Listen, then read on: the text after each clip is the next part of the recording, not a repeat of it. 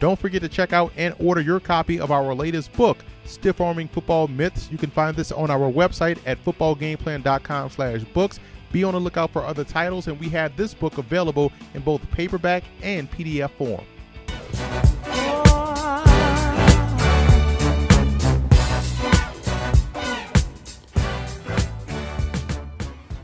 Welcome to footballgameplan.com, where football makes sense. I'm Emery Hunt, the czar of the playbook. Bring you our 2015 NFL team preview for the Dallas Cowboys. And let's get this video kicked off by taking a look at the quarterback position.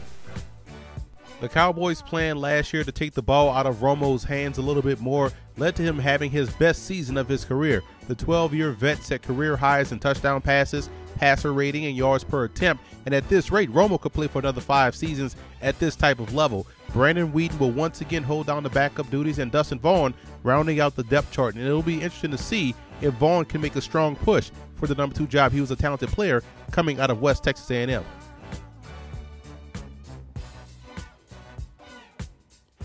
The backfield, in my opinion, is the biggest question mark on this Cowboys roster. They'll try to get the same amount of production of one guy in DeMarco Murray from about 3 or 4 players on this roster, and it's definitely doable, but it won't have the same impact that Murray had running the football. The hope is that Darren McFadden can stay healthy and give them some chunk plays on the ground, the same for Joseph Randle. But in my opinion, the 2 best options on this team are free agent signees Ryan Williams and Lake Seastrunk.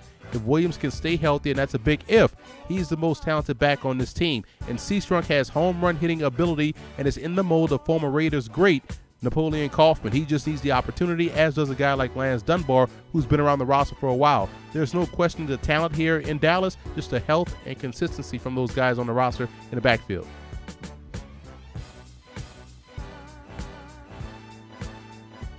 The Cowboys are really strong on the flanks, and pound for pound, Dez Bryant is the best wide receiver in the league. And yes, he caught the ball last year versus Green Bay. But all jokes aside, Bryant's complete game makes him tough to defend, but also dictates coverage that allows both Terrence Williams and Cole Beasley to settle into number 2 and number 3 roles and function effectively.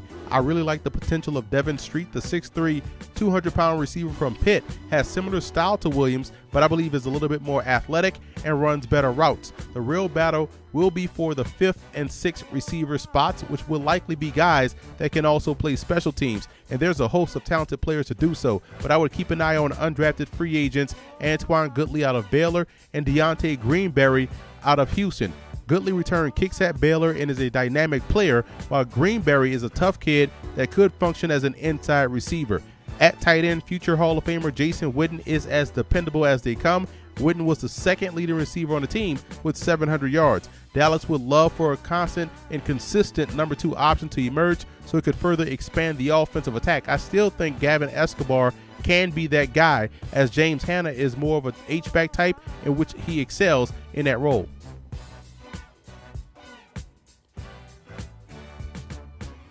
The Cowboys' offensive line was the real MVP last year, and they got even better this offseason with the addition of La'el Collins out of LSU, who I had graded out as a first-round prospect and can play either guard or tackle. They grabbed him as an undrafted free agent. I believe he starts at left guard right next to All-Pro left tackle Tyron Smith and Pro Bowl center Travis Frederick. Last year's first-round pick Zach Martin played exceptionally well as a rookie, and it will be interesting to see Doug Free and rookie Chaz Green battle it out at right tackle. Green won't bump Free from the starting spot, I believe, but if it's close, it might be something that the Cowboys coaching staff will have to take a look at. There's good depth here as well with the powerful Darian Weems at left tackle and Mackenzie Bernardo, who can also play guard or center. I would keep an eye on undrafted rookie free agent Shane McDermott out of Miami, who is very good in the running game and has a great chance to make the roster. So by far, this is the best offensive line in the league, I believe.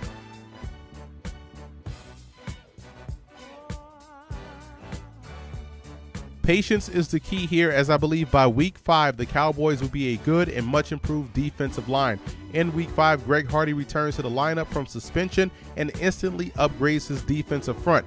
Hardy, along with the progression of talented first-round pick Randy Gregory out of Nebraska, could start to hit their stride by the midway point of the season. Gregory was my number 1 defensive end prospect in the draft, and the Cowboys got a huge steal in round 2. Also, last year's second-round pick DeMarcus Lawrence got healthy and on the field late in the season, and this is another bonus because he's a very talented pass rusher heading into his second season.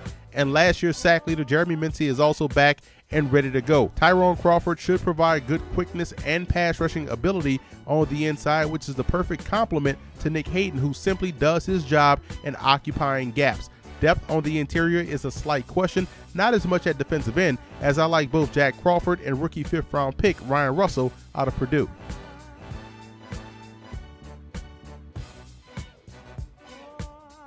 Availability is the question mark here for Dallas. Rolando McClain will miss the first 4 games of the year due to suspension. That's huge, as at least in my opinion, McClain should have been the comeback player of the year for what he was able to do for this football team. This suspension makes the signing of Jasper Brinkley in the offseason look a lot better, as he's a capable backer and will have to start the season. Outside linebacker Sean Lee's health is always worth monitoring. If he's out there, he's a difference maker, but availability is the key. Second-year player Anthony Hitchens out of Iowa played very well as a rookie, showing the ability to play all 3 linebacker spots. He'll start at Sam backer this year. Where you have the concern is the depth, but just like the defensive line, if they can withstand the first 4 weeks of the season, by the middle of the season, this will be a strong unit.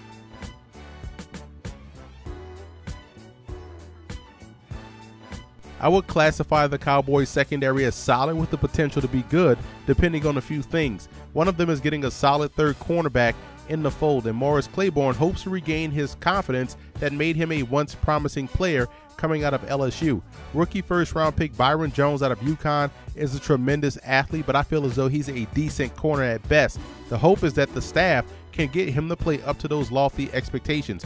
Corey White is also in the mix for the nickel spot, as well as Tyler Patman, who opened some eyes last year with his play. In my opinion, Brandon Carr is still a good cornerback, and Orlando Scandrick has been the most consistent corner on this squad. I'm a fan of how J.J. Wilcox plays back there at safety. I think he's a combo safety that's better in the alley or in the box. Barry Church has his moments, but is a better run defender than in coverage. I would also expect to see 1st round pick Byron Jones utilized situationally as a safety. That may be his ideal position in the NFL. So this group is good enough to compete, but solidifying the nickel spot and free safety could catapult this unit as a whole.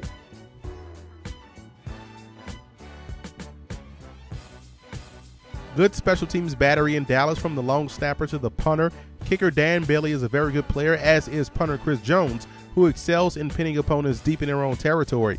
Losing Dwayne Harris is a big blow to the return game, and I would expect a handful of guys to vie for that role. Like I mentioned earlier, keep an eye on rookie Antoine Goodley out of Baylor, or even running back Lake Seastrunk, 2 former Baylor Bears with very good return skills.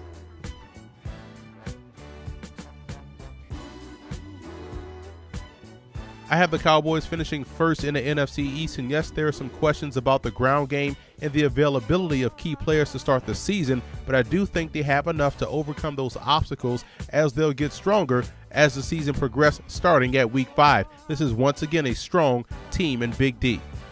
And I also want to give a huge shout out to Cowboy fan forums for always showing football game plan support.